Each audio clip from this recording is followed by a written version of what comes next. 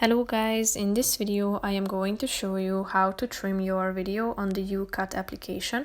But first I just want to mention, don't forget to subscribe to my channel, because at 10,000 subscribers I am going to show you my whole YouTube revenue statistics and growth strategy, how to make money online. So let's jump into it.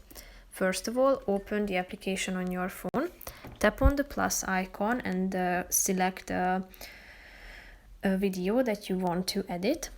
Tap on the first button in the middle of the screen. This is the trim icon. As you can see, you can trim your video, so you should use this bracket in order to frame your video, selecting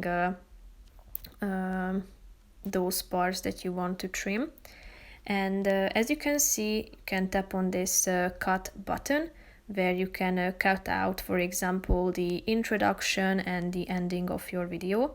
And there's also the split option, meaning that you can split your video into half. So if you are done with these changes, tap on the check mark icon in the middle of the screen, thereby saving your video.